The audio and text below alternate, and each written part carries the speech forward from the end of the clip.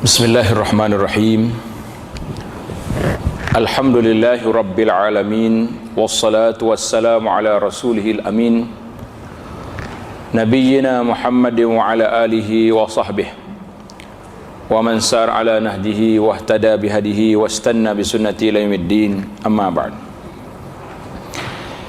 Alhamdulillah, pada pagi yang mulia ini, iaitulah pada pagi Sabtu 8 hari bulan Zulqa'dah tahun 1434 bersamaan dengan 14 September 2013, kita dapat memulakan pengajian kita dalam sebuah kitab, nama dia Mastika Hadis. Kitab Mastika Hadis, di mana kitab ini saya namakan kitab Malaysia kerana dikeluarkan oleh secara resminya oleh bahagian agama Pejabat Perdana Menteri yang sekarang ni telah dirasmikan dengan nama JAKIM.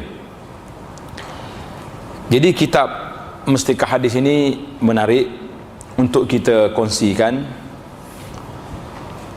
Cuma kita mula pada kali ini, iaitulah bermula dengan jilid yang kedua. Kenapa tidak ada, dia ada muqaddimah dan jilid pertama. Ana pilih jilid yang kedua kerana dia kesinambungan dengan pelajaran kita yang lepas, iaitulah Munyatul Musalli, yang membincangkan tentang hukum salat. Jadi memandangkan tajuk yang kita pilih untuk kuliah kita di sini tentang salat, maka kitab ini menarik. Kita ibaratkan seperti syarah kepada Munyatul Musalli. Munyatul Musalli itu matan, kitab ni anggap syarah kerana dia terlalu banyak, terlalu panjang perbincangannya. Dalam kitab ini dia bermula daripada taharah sampai kepada mati. Ada 260 hadis. 260 hadis. Kalau setiap kuliah kita boleh baca 20 hadis pun, kita ada berapa puluh siri mau tamatkan. Jadi insya-Allah cara pengajiannya macam biasalah, uslub yang anda gunakan, iaitulah kita akan baca teks kitab ini harfian, huruf sepatah demi sepatah. Apa yang jelas, alhamdulillah kita teruskan. Mana-mana tempat yang perlukan penjelasan, anda akan jelaskan. Mana-mana hadis yang telah disebut, kalaulah hadis itu dalam Bukhari, dalam Muslim, alhamdulillah Allah Ta'ala dah selesaikan kita daripada mencari darjahnya.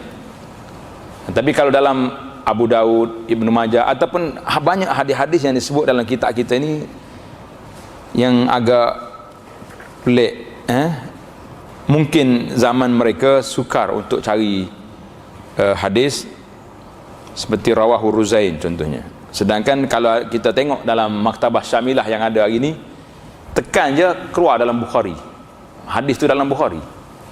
Jadi inilah di antara khidmat kita kepada kitab ini. Kita selain daripada syarah, kita akan sama takhrijkan hadis-hadis, dan mudah-mudahan insya-Allah dalam cetakan yang berikutnya pihak Jabatan Kemajuan Islam boleh tambah balik, iaitulah takhrij hadis, nyatakan darjahnya dan sebagainya, untuk lebih melengkapkan dan menyenangkan para asatizah.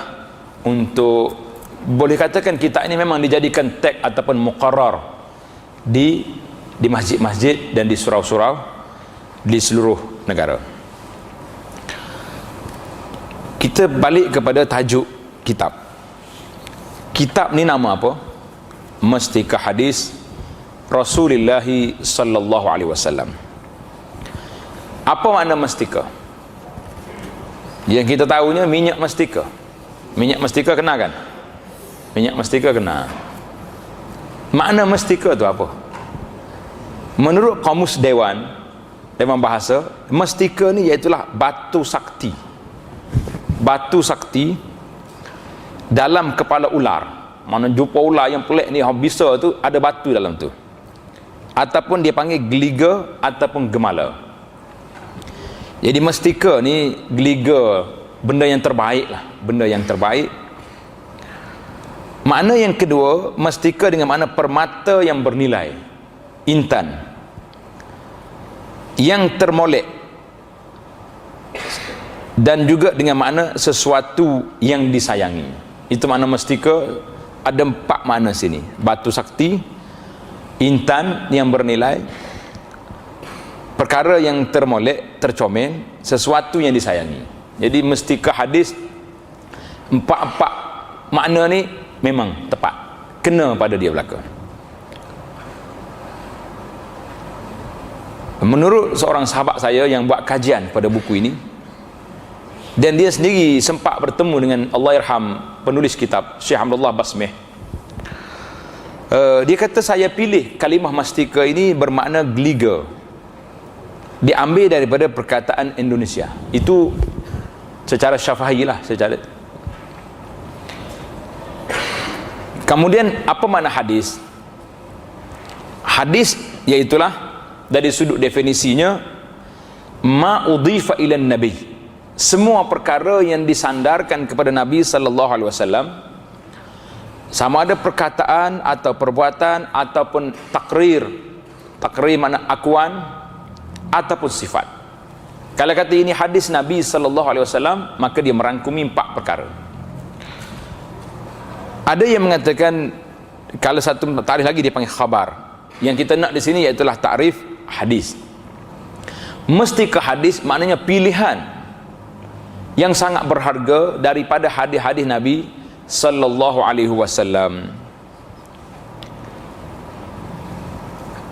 Itu dari segi hadis. Kalau nak sebut sunnah, dia dekat dua tu. Jadi saya pun tak nak cerita panjang tentang muqaddimah ni. Mestika hadis Rasulullah sallallahu alaihi wasallam. Kemudian kita nak mengenali pula penulisnya. Coba tengok dalam Skapus Sirih. Jadi istilah orang Melayu kita ni, kalau tulis benda-benda Skapus Sirih. Saya tanya juga penulis-penulis Skapus Sirih, kata ustaz makan kau sirih?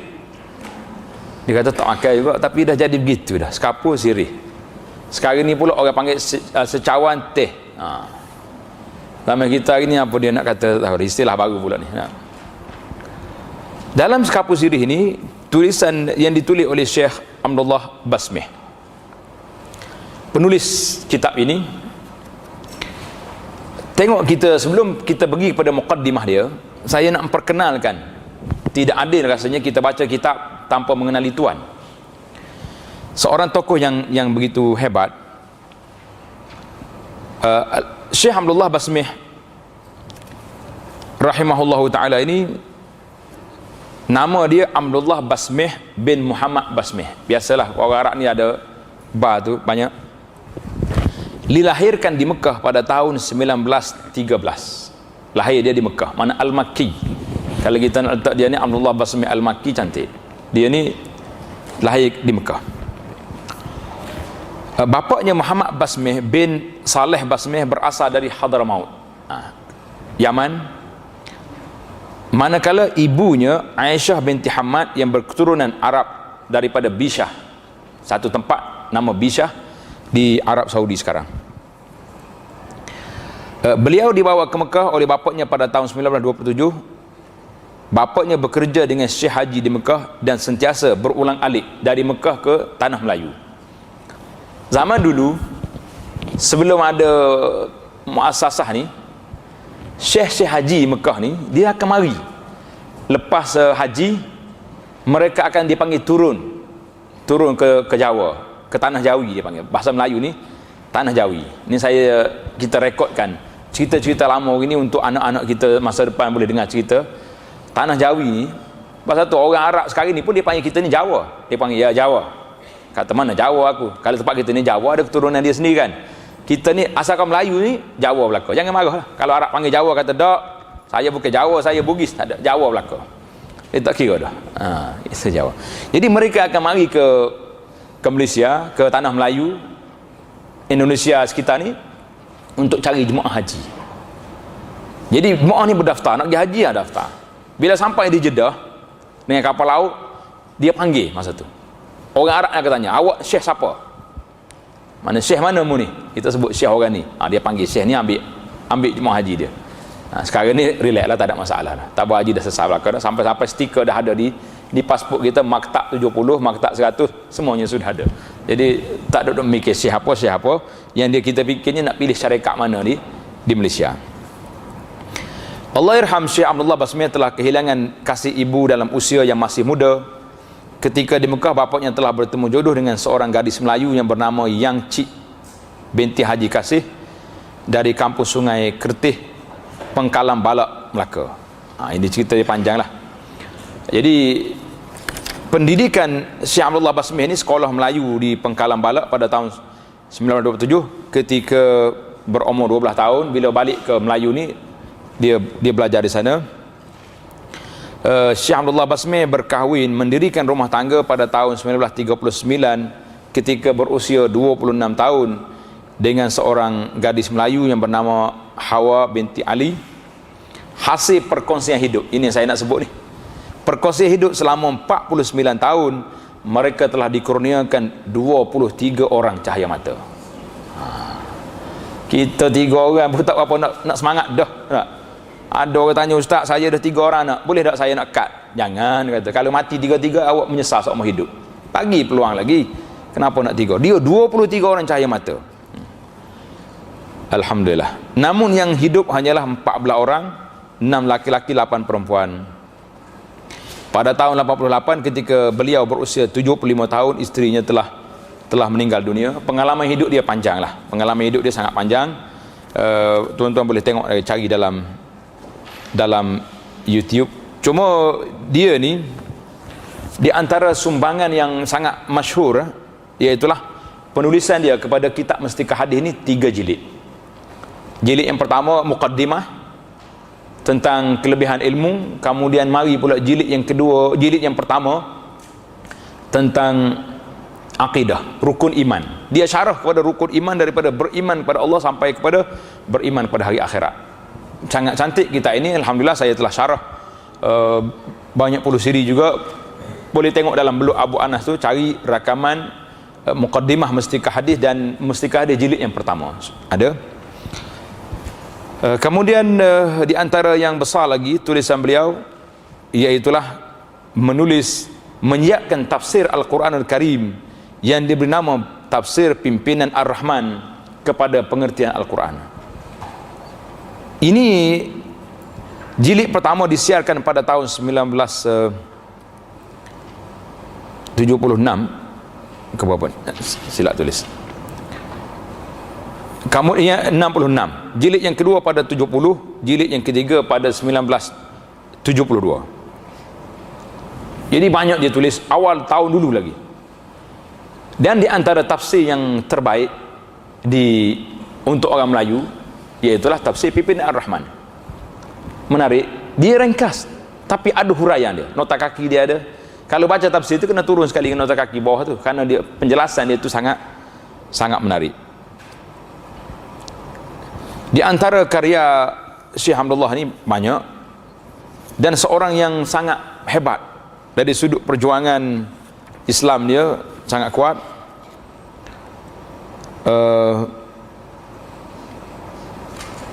Tahun 1968, bukan 88 tadi, 68 menterjemah, menulis tafsir Pimpinan Ar-Rahman kepada pengertian Al-Quran. Muqaddimah Mestikah Hadis ditulis pada tahun 73. Mestikah Hadis Rasulullah jilid yang pertama 74, dan mestikah yang kita baca hari ini iaitulah jilid yang kedua pada tahun 1984 bersamaan dengan 1404. Dia punya kitab banyak sekali. Yang pertama sekali yang saya rasa kita sangat terhutang budi dengan Syekh Abdullah Basmi ni, iaitulah kitab Muqaddam Al-Quran. Ingat ada waktu kita belajar Quran kecil dulu, Muqaddam, belajar. Itu di antara usaha beliau yang ditulis pada tahun 1963. Ramai lagi yang tak beranak lagi masa tu kali, sebahagian daripada kita ni. 63, saya pun tak lahir lagi. Boleh teka berapa umur dah. Kitab muqaddam, jadi sekarang ni banyaklah Al-Baghdadi, Al-Tu'al ni, Al-Iqra, semuanya adalah ke, tapi usaha awal dia tu muqaddam. Kemudian tahun 63 juga dia tulis Sinar Hidayah, panduan salat. Tahun 67 panduan untuk wanita. Kemudian dia tulis sejarah hidup Nabi SAW, puteri-puteri Nabi. Tahun 53 lagi dia tulis kitab Berjihad pada jalan Allah, Qada dan Qadar, Kesatuan Hukum Islam. Tahun 52 Perempuan dan Pilihan Raya. Dia sudah bincang dah, tak merdeka lagi tu bincang tentang pilihan raya dah. Tahun 53 Wakil Rakyat dalam Islam. Jadi cerita dia tentang Salahuddin Al-Ayyubi. Kalau kita lihat perjuangan dia, memang seorang yang kuat menentang penjajah, dan jasa dia, sumbangannya boleh tengok dalam tulisan yang kita nak masuk kepada mukaddimah kita ni. Tajuk dia Kapur Sirih. Kapur sirih, biarlah kita tak makan sirih pun, kita ambil kapur je lah. Jangan marahlah setengah orang kata apa yang main sirih-sirih. Saya kata saya pun tak tahu, dan dia tulis sirih, kita baca sirih. Bismillahirrahmanirrahim. Alhamdulillahi Rabbil Alamin, wassalatu wassalamu ala Sayyidina Muhammad Khatamil Anbiya wal Mursalin, wa ala alihi wa sahbihi wa ala alihi wa ashabi ajma'in wa tabi'in lahum bi ihsan ila yaumiddin. Sebagaimana yang telah diterangkan dalam jilid yang pertama, bahawa himpunan hadis-hadis yang disajikan dalam kitab Mustikah Hadis Rasulullah sallallahu alaihi wasallam ini dibahagikan kepada 3 bahagian. Kerana agama Islam itu meliputi 3 dasar, iaitulah iman, Islam dan ihsan. Jilid yang pertama yang diterbitkan dahulu mengandungi hadis-hadis yang berhubung dengan Islam, iaitulah hukum tauhid ataupun disebut dengan nama akidah. Akidah, cuba lihat, dia bincang tentang rukun iman. Jilid yang kedua ini mengandungi hadis-hadis yang berhubung dengan Islam, iaitulah hukum-hukum syarak. Khususnya dalam kitab kita ni, jilid yang kedua ini khas bincang tentang salat sampai kepada hukum jenazah. Oleh kerana hukum syarak itu luas, meliputi ibadat, muamalah, munakahat mana hukum-hukum nikah kahwin, jinayah dan lain-lain soal masyarakat, maka tidak dapat dikumpulkan semuanya dalam satu jilid sebagaimana yang dijangka pada mulanya. Mungkin pada mulanya dia jangka nak ringkaskan, tapi bila dia dikumpul, nampak baik kita jelaskan daripada kita ringkaskan. Dengan yang demikian, jilid yang kedua ini mengandungi secara khusus hadis-hadis Nabi sallallahu alaihi wasallam berhubung dengan ibadat khusus, iaitulah mengenai salat. Kalau sebut ibadat, dia panggil fik ibadat. Kita jangan salah, dalam Islam ini ibadat itu merangkumi semua sekali. Ini dipanggil ibadat khas, namanya ibadat khusus, ibadat salat. Manakala zakat, puasa dan haji insya-Allah akan disajikan dalam jilid yang ketiga. Jadi jilid yang ketiga nanti bab haji, puasa dan zakat. Bahagian muamalat, munakahat, hukum-hukum nikah kahwin dan jinayah insya-Allah akan dimuatkan dalam jilid-jilid yang berikutnya. Sampai hari ini saya tak nampak lagi jilid yang keempat dan seterusnya. Boleh jadi sebab penulisnya telah meninggal, maka dia tak ada orang sambung lagi. Jadi kita harap insya-Allah akan ada panel yang akan menyambung tugas yang baik ini, insya-Allah. Jilid penutup dalam siri Mustikah Hadis akan dihajikan dalamnya hadis-hadis yang berhubung dengan ihsan, dengan akhlak dan asuhan budi. Jadi dia punya proposal dia memang cantik lah. Dia nak buat semua yang merangkumi perkara ini. Elok juga dinyatakan di sini bahawa mana-mana masalah yang memerlukan penjelasan, maka huraiannya disajikan dalam kitab ini adalah menurut apa yang difaham dan dipilih oleh alim ulama dalam mazhab Syafi'i sahaja. Mana asas kepada perbincangan kitanya mazhab Syafi'i. Kecuali beberapa masalah tertentu diterangkan juga penjelasan mengenainya menurut mazhab-mazhab yang lain, iaitulah mazhab Hanafi, Abu Hanifah, Maliki, Imam Malik bin Anas, dan Hambali, mazhab Imam Ahmad bin Hanbal. Ini penting. Karena itulah dalam kitab Muqaddimah Mestika, ketika menjelaskan tentang kewajipan membantu orang-orang Islam, pena penulis mengatakan kita wajib menolong orang Islam, melepaskan mereka daripada kesusahan, termasuk dalam bab hukum hakam.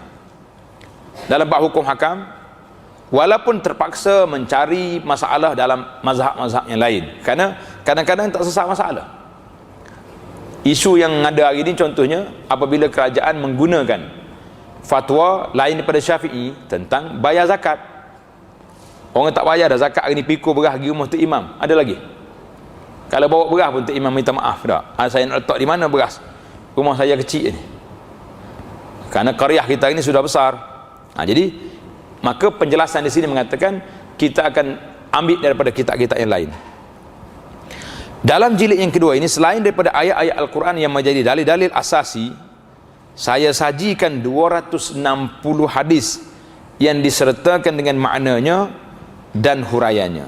Serta dengan maknanya dan huraiannya sekali.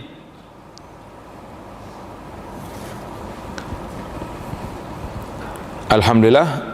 Dan sejumlah hadis-hadis yang diambil maksud saja. Jadi sebahagian hadis dia tak ambil matan, mungkin kerana takut panjang ke, nak ringkaskan, ambil makna saja. Tiap-tiap hadis pula diterangkan darjahnya, sama ada yang sahih atau hasan ataupun dhaif.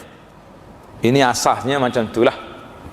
Cuma tapi dalam pelaksanaan nampak ada tertinggal dalam isu ni. Disertakan dengan nama kitab dan tempat ambilnya. Sebagaimana dinyatakan dalam kitab Muqaddimah dan jilid yang pertama dahulu, bahawa penyusun dan kitab ini sedia menerima cadangan dan teguran yang membina untuk kebaikan bersama. Kepada Allah jualah dipohonkan taufik hidayah, dan berharap semoga kitab Mestika Hadis Rasulullah sallallahu alaihi wasallam ini dapat memberi manfaat kepada pembaca secara umumnya. Hamdulillah Basmeh, Pusat Islam Kuala Lumpur, 1983 bersama dengan 1404. Jadi alhamdulillah kita hari ini Abu Anas di Dewan Syarahan Utama Masjid Negara memulakan syarahnya pada 14 September 2013. Untuk catatan lah, Syekh Hamdulillah Basmeh ini meninggal pada hari Ahad 14 Julai 1996 ketika berusia 83 tahun.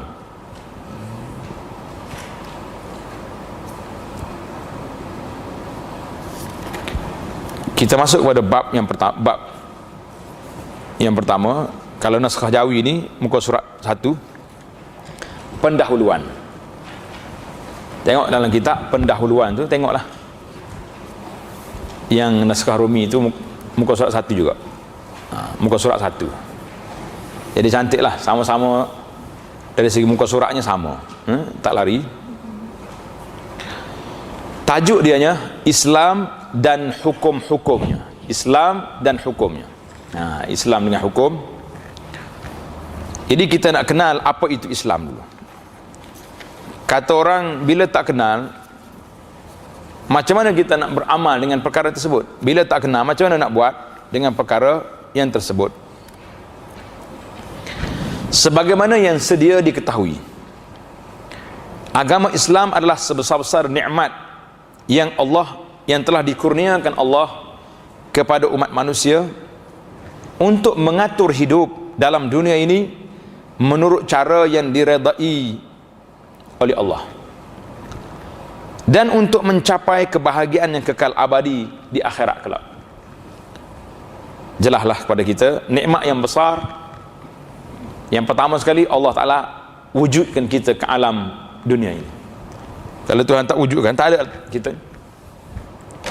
Kemudian selepas kita wujud, yang lebih besar daripada itu lagi, Allah kurniakan kepada kita Islam sebagai anutan. Kalau kita tak dapat agama ini, kita akan duduk dalam agama lain, ataupun menjadi manusia yang tidak beragama. Sama ada tidak agama kerana tak tahu, ataupun memang tak mahu ambil tahu agama. Ramai manusia di kalangan ini. Maka nikmat yang besar Islam itu nikmat yang terbesar kerana ini menyelamatkan kita. Mana kalau kita lahir ke dunia tak jadi Islam, baik tak ada, baik tak lahir, maknanya kita tidak kena apa-apa. Jadi alhamdulillah, nikmat yang besar. Kemudian nikmat yang besar seluruh daripada itu, iaitulah apabila kita dipilih oleh Allah menjadi penghuni syurga di akhirat nanti insya-Allah.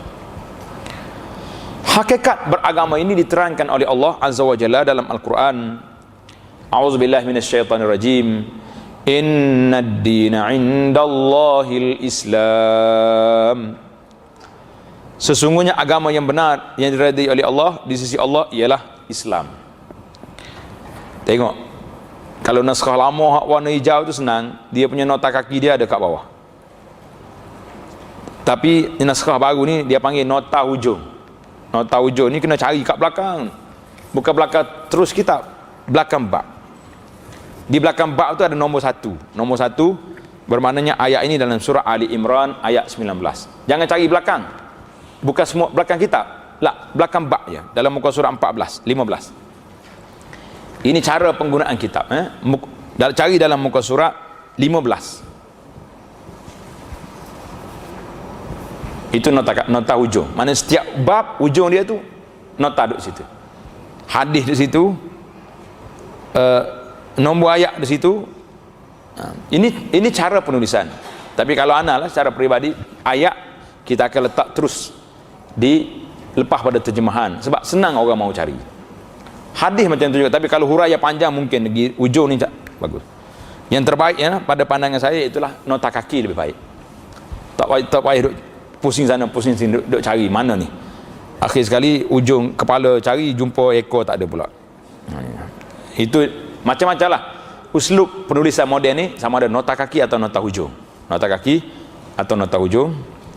Tapi kalau kita, saya rasa kaki lebih senang.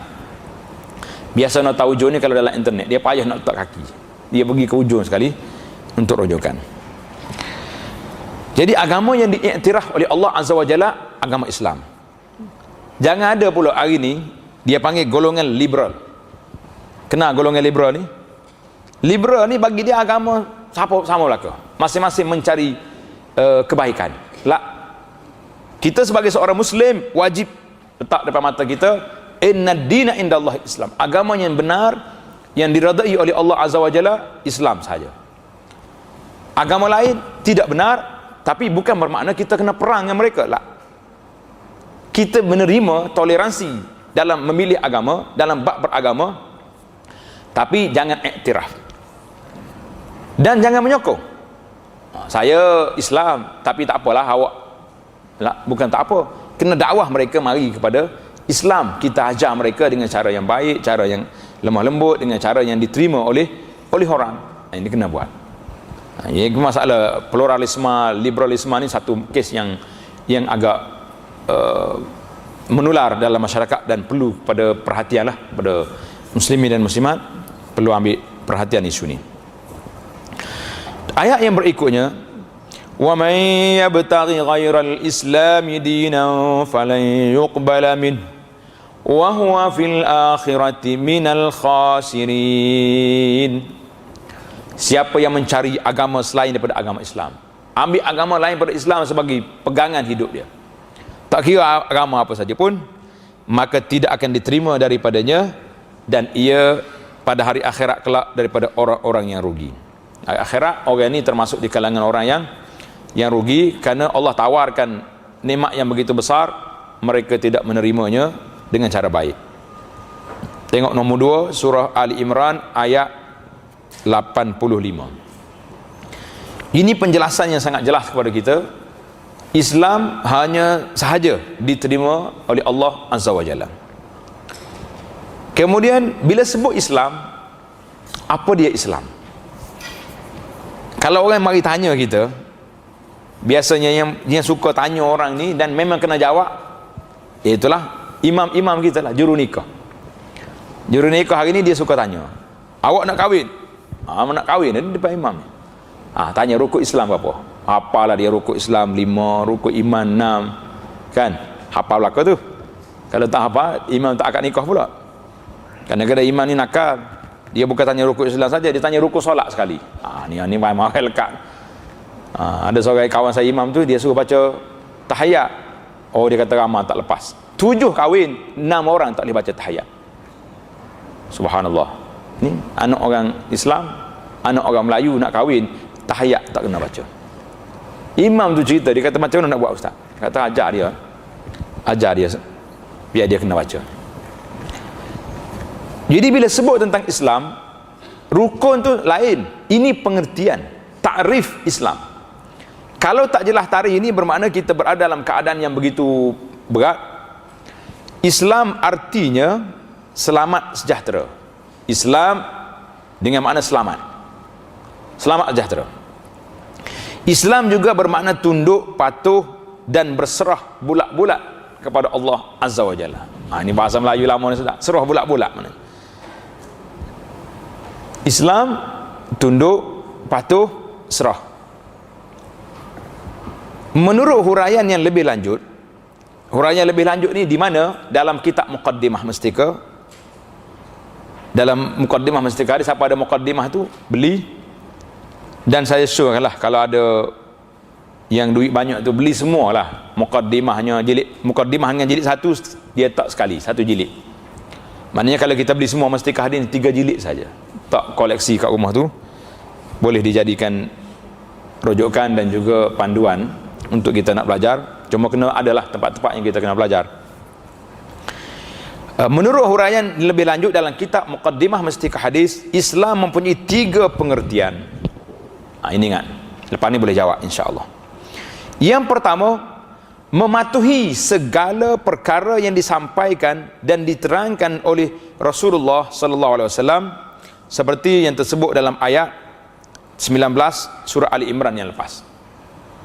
Yang pertama sekali, patuh. Apa makna Islam? Patuh.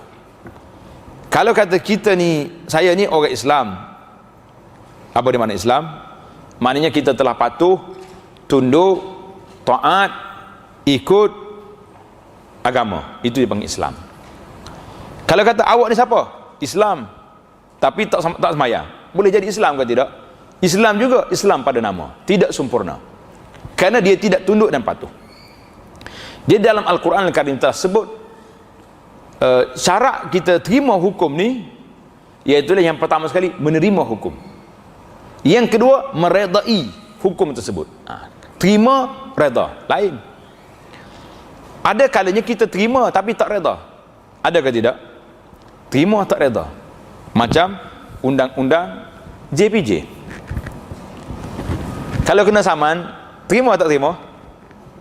Terima. Saya tak nak tanyalah soalan yang kedua ni, reda ke tak reda? Bayar juga saman tu. Tak bayar tak berjalan kereta. Tapi keluar daripada tempat saman senyum ke marah? Macam-macam lah tak? Atas budi bicara lah kan? Ada yang marah, ada yang kurang marah, ada yang tahu dah dia bersalah, senyap gitu. Berbeza tuan-tuan dan puan-puan keluar daripada pusat zakat. Lepas pada keluar pusat zakat, ada yang menyumpah-nyumpah, ada. Tengok beza. Keluar pusat zakat, semuanya cium dia punya resit. Alhamdulillah, saya dah dapat laksanakan tugas untuk agama. Gembira, happy kita sebab kita melaksanakan tugas agama, mengeluarkan zakat. Ini perbezaan. Jadi hukum Islam itu sendiri bermakna kita terima, patuh dan reda dengan ketetapan Allah Azza wa Jalla. Kerana itulah bila kita terima, ini Islam cakap, stop. Tak boleh pergi selalu. Dia kata, Islam payahlah, rigid lah. Mungkin penjelasan tentang hukum tu mungkin berbeza. Ada ustaz yang boleh terima, lebih agak lega sikit. Ada ustaz yang agak teliti. Ada ustaz yang memang tak tahu apa. Maknanya tanya dia semua boleh berlaku. Itu masalah juga. Jadi kita nak yang teliti itu yang lebih baik, walaupun menyusahkan tapi menyelamatkan kita, insya-Allah. Tapi yang terlalu ketat sangat pun tak boleh juga. Benda yang boleh dilega jangan diketatkan, menyanya pada orang. Yang kedua, kalau kata apa itu Islam, dia panggil hukum-hukum syarak dan keterangan-keterangan yang disampaikan oleh Rasulullah sallallahu alaihi wasallam seperti yang tersebut pada ayat 85 tadi. Dan ayat yang kita baca tadi, wa may yabtaghi Islam. Jadi Islam di sini dengan makna hukum. Kalau kita dengar Islam mengharamkan arak. Apa makna Islam? Hukum Islam.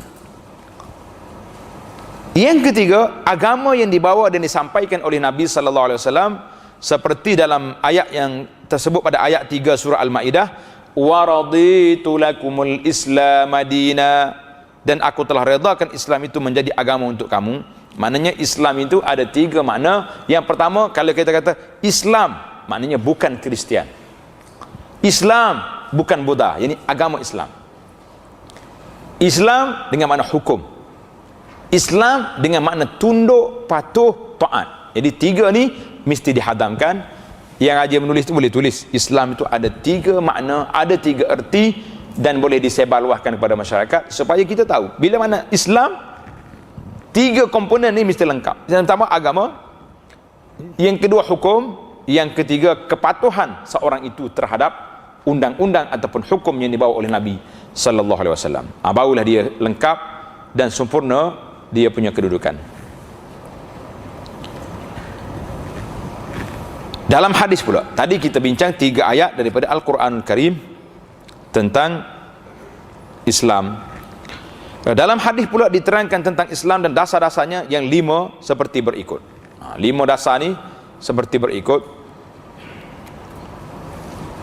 Yang pertama, hadis yang pertama, Ani bin Umar radhiyallahu anhuma.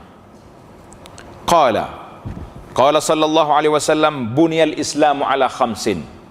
Syahadati an la ilaha illallah wa anna Muhammadar Rasulullah wa iqamis salati wa ita'iz zakati wa siyami Ramadan wa hajjil bait. Ibnu Umar kata Rasulullah sallallahu alaihi wasallam bersabda, Islam itu dibina, ditegakkan atas 5 dasar, 5 rukun. Iaitulah mengucap 2 kalimah syahadah, la ilaha illallah Muhammad Rasulullah, mendirikan salat, memberi zakat, berpuasa pada bulan Ramadan, dan mengerjakan haji ke Baitullah. Hadis ini diriwayat oleh Imam Muslim. Alhamdulillah. Jadi jelas kepada kita bahawa semua 5 rukun ni tak boleh dipisah. Satu, kalau kata aku terima solat, zakat tak nak bayar, lah, orang ni tidak Islam. Mengingkari salah satu daripada 5 rukun ni bukan Islam. Mana kita di situ. Bunyal Islam ala khamsin. Kalau ada orang mari nak tambah akhir zaman ni pun jangan terima juga. Ada lagi tambahan. Bunyal Islam ala khamsin, syahadah apa ni, al-wilayah satu lagi. Ni pokok Syiah dia tambah al-wilayah. Tak usah pakai lah tu. Kalau bunyi wilayah banyak tu bukan wilayah persekutuan. Wilayah persekutuan boleh duduk kat sini. Al-wilayah dengan mana al-wilayah ni. Oh, Ali tu jadi khalifah tu. Jadi pemimpin selepas Nabi sallallahu alaihi wasallam, tidak seperti yang kita belajar hari ini Abu Bakar dulu, mari Sayyidina Umar dan sebagainya. Ditegaskan lagi dalam hadis yang berikut. Hadis yang kedua ni ditegaskan lagi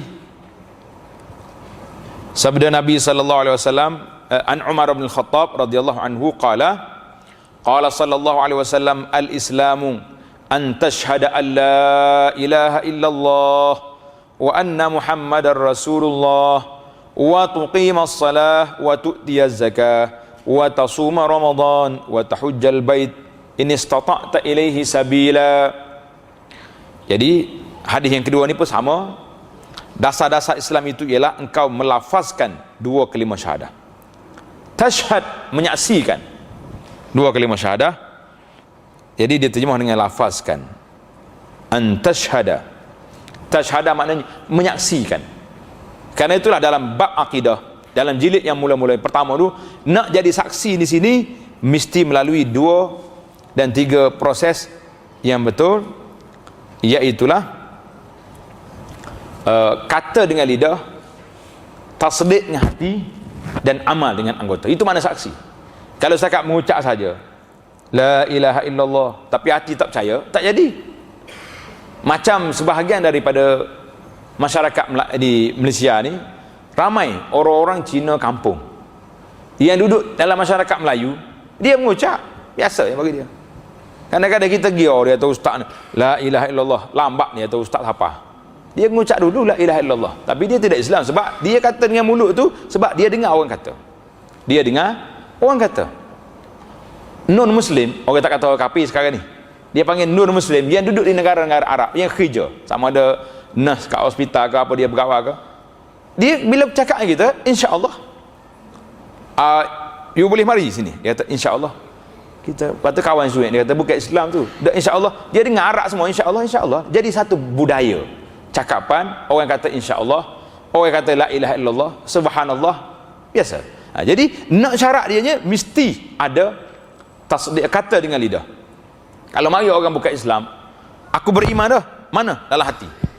Mengucaplah la ilaha illallah, tak mau kata, lah, belum jadi. Dia mesti 3 komponen ni jadi, iaitulah kata dengan lidah, tasdik membenarkan dengan hati, dan beramal dengan anggota.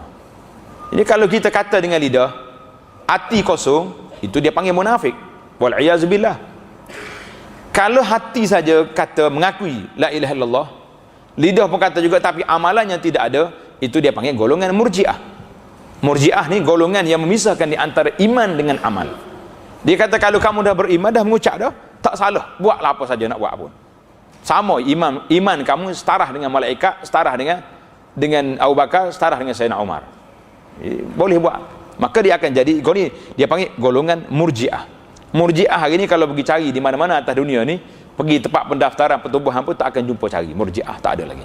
Tapi yang adanya iaitulah golongan-golongan yang semi murjiah, terdiri daripada golongan pluralisme, golongan-golongan liberal yang mengatakan agama ni tak ada, boleh bebas. Alah, ini termasuk murjiah. Tapi unsur murjiah ada.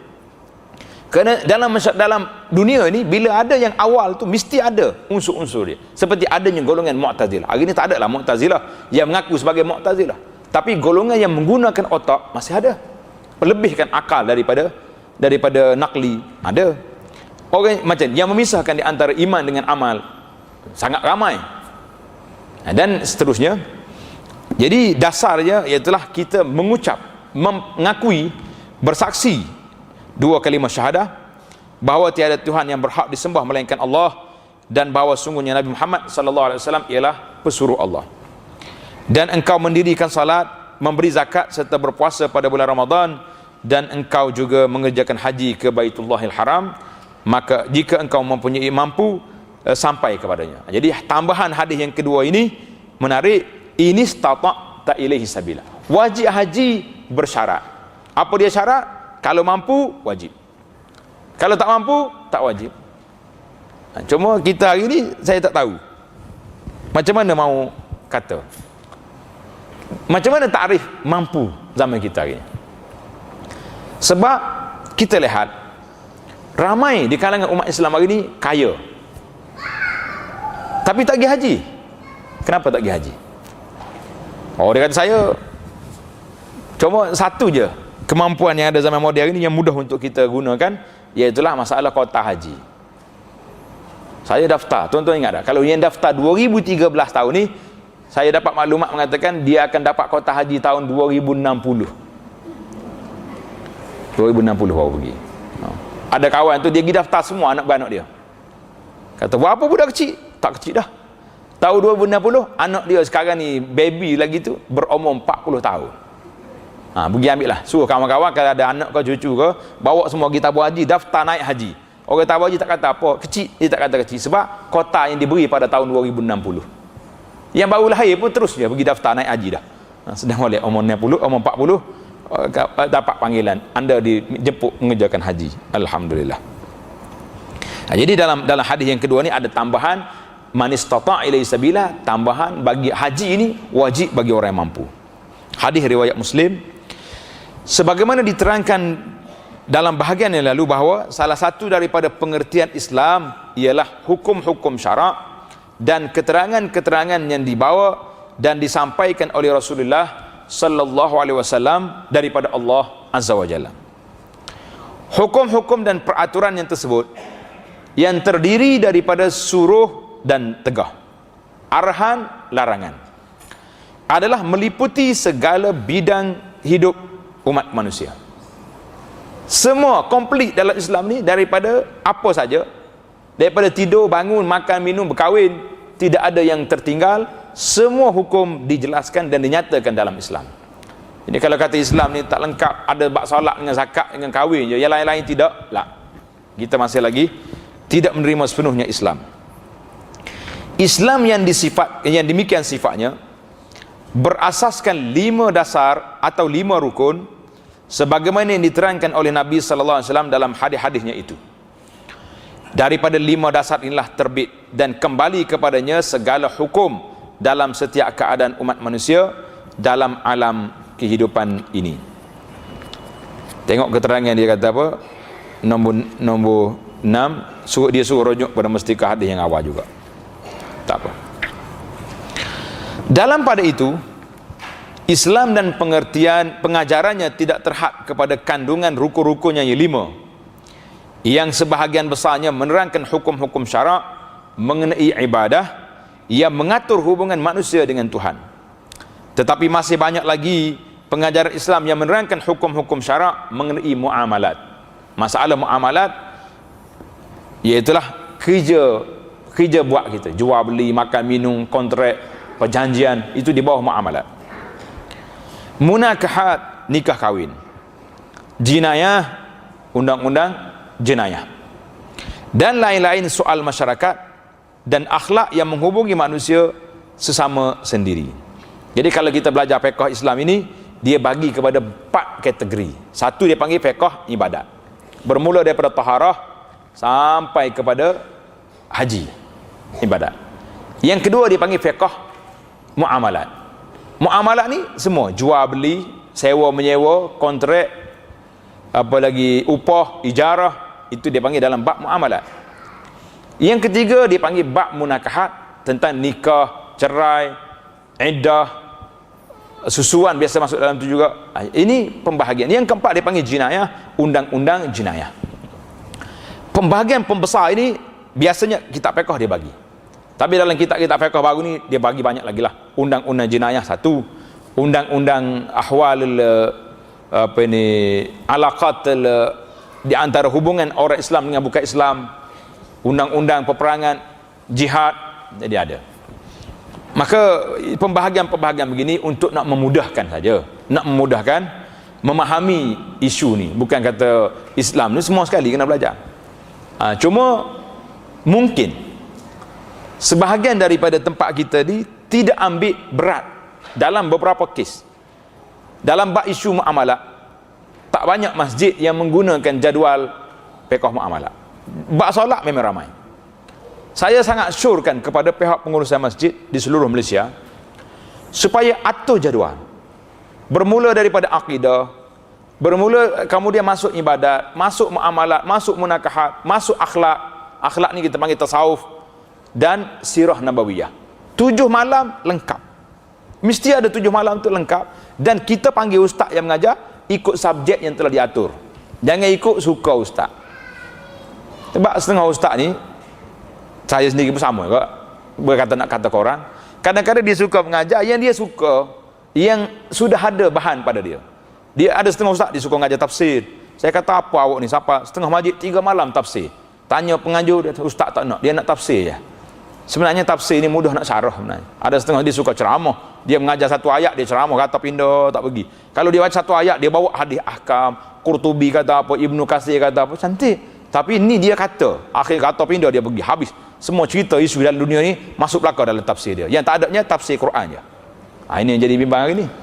Kullu syai', kata orang, kullu syai' ada, yang tak adanya tafsir ayat tak ada. Sebab dia tak rujuk kitab pun. Saya bukan nak kritik, tapi ini sepatutnya diambil perhatian. Jadi dalam masjid, dalam silibus pengajian masjid, memang kena atur. Orang ni mari ni, saya ada kosongan pada malam sekian, tapi subjeknya ni, ustaz boleh isi? Kalau tak boleh isi, cari orang lain. Dia kata, ustaz sedap cakap, nak cari orang lain, itu siapa? Itu jadi masalah kita ni. Banyak masjid kosong hari ni sebab tak cukup tenaga pengajar. Baiklah. Pengajaran Islam yang demikian, selain daripada yang diterangkan dalam Al-Quran, diterangkan juga dalam hadis-hadis Nabi sallallahu alaihi wasallam, di antaranya hadis yang berikut. Hadis ni dia panggil hadis Muaz ni, hadis yang sangat panjang, bukan sangat panjang, hadis yang sangat menarik. Daripada Muaz bin Jabal radhiyallahu anhu qala, kuntu ma'an nabiyyi sallallahu alaihi wasallam fi safarin. Saya nak ringkaskan masa, kita terus pergi kepada terjemahan. Daripada Muaz bin Jabal, tulis sikit, Muaz ni seorang yang sangat hebat. Namanya Muaz bin Jabal bin Amru bin Aus Al-Ansari Al-Khazraji. Ansari makna orang Madinah. Gelaran dia Abu Abdurrahman Al-Badri. Al-Badri ni orang yang sertai perang Badar. Jadi ulama-ulama yang memperkenalkan sahabat, kalau pergi perang Badar, dia akan tulis Al-Badri. Maknanya orang yang pernah ikut perang Badar, orang hebat. Sebab Nabi SAW beri kelebihan orang yang pergi perang Badar ni, satu kelebihan yang tinggi. Macam kita hari ni kan, orang letak nama lah, profesor lah, datuk lah, Tan Sri, sebab nak ambil kedudukan. Zaman dulu tak ada macam tu. Semua sahabat hebat lah kot, tapi orang Badar lain dengan orang yang masuk Islam selepas daripada itu. Orang yang pergi perang Badar dilahirkan pada tahun 20 Hijrah dan dia meninggal pada dalam Ta'un Amwas, zaman Sayyidina Umar pada tahun 18 Hijrah. Seorang sahabat yang begitu hebat. Kata di Nabi SAW, a'lamu ummati bil halali wal haram Muaz bin Jabal. Muaz ni orang yang pandai, pakar dalam bidang halal dengan haram. Maknanya pakar dalam bidang muamalat. Jadi masalah pakar dalam bidang masing-masing ni tak jadi satu benda yang pincang. Kerana zaman Nabi pun Nabi sebut a'lamul halam, aqra'ukum Ubay, a'lamukum bil faraid fulan. Jadi Ibnu Abbas, ulama bagian tafsir, disebut waktu Nabi kita wafat, Muaz ni berada di Yaman. Allahu Akbar. Tengok ni, ini di antara pesanan Nabi SAW. Apa jadi? Muaz ni cerdik. Seorang yang cerdik, bila dia berjalan dengan Nabi SAW dalam peperangan, dia tengok Nabi duduk seorang, terus dia pergi dekat.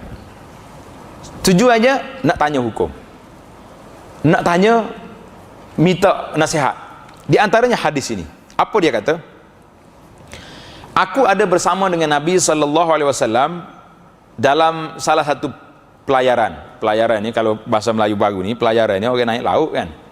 Jadi perjalanan lah kita panggil, perjalanan musafir. Maka pada suatu hari aku dapat berdamping dengan Nabi. Dia boleh duduk dekat dengan Rasulullah SAW semasa kami meneruskan perjalanan. Aku pun bertanya dengan berkata, ya Rasulullah, akhbirni bi'amalin yudkhilunil jannah wa yuba'iduni 'anil nar. Tengok, cerdik orang zaman dulu, duduk dekat Nabi, walaupun Nabi ni khalifah, ketua pemimpin negara yang begitu besar. Dia tak minta, kalau kita tak minta lah tenda projek apa-apa, tak. Dia minta projek yang sangat besar, yang sangat hebat. Apa dia? Ya Rasulullah, beritahu kepada saya suatu amal yang menyebabkan saya masuk syurga dan menjauhkan saya daripada neraka. Ini soalan yang paling cerdik sekali. Sebab apa? Hak lain-lain itu sementara saja, tapi hak ni yang akan memberi pulangan yang begitu besar, yang tidak ada tolak bandingnya. Jawab Nabi SAW, laqad sa'altani an azim. Nabi kata, sungguhnya engkau wahai Muaz telah bertanya kepadaku mengenai suatu perkara yang besar. Mu tanya ni isu yang besar, bukan kecil. Minta syurga besar. Dan sebenarnya perkara itu adalah mudah. Ini yang kita nak. Walaupun besar, wa innahu la yasirun ala man yassarahu Allahu alaih, tetapi ialah mudah bagi orang yang telah dimudahkan oleh Allah untuk mencapainya. Doalah banyak-banyak muslimin dan muslimat. Allahumma yassir lana, ya Allah permudahkan kami untuk mendapat redha-Mu. Banyak doa. Nabi kata Allah permudah bagi orang dia nak beri mudah. Amal bakti yang kau tanyakan itu ialah, yang pertama sekali, beribadat kepada Allah. Dan janganlah engkau berlaku syirik kepadanya dengan sesuatu yang lain, sebagaimana yang tersimpul dalam dua kalimah syahadah. Yang pertama sekali ibadat, lawan dia syirik. Na'udzubillah. Dan dirikanlah sembahyang, berilah zakat, berpuasalah pada bulan Ramadan, dan kerjakanlah haji.